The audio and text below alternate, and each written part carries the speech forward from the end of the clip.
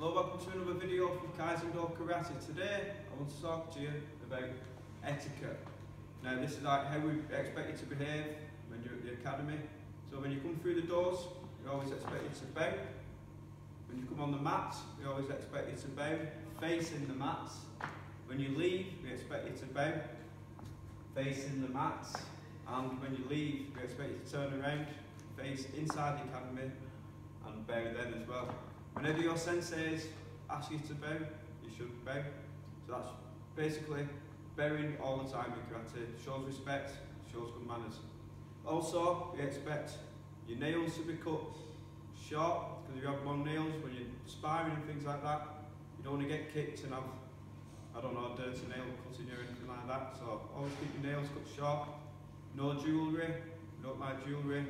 And then obvious things like chewing, eating food, drinking, swearing on the mats, things like that, we don't like at all. So, well, definitely, we're bowing through the doors, bowing on the mats, very important here at Kaizen-Do. So thank you very much.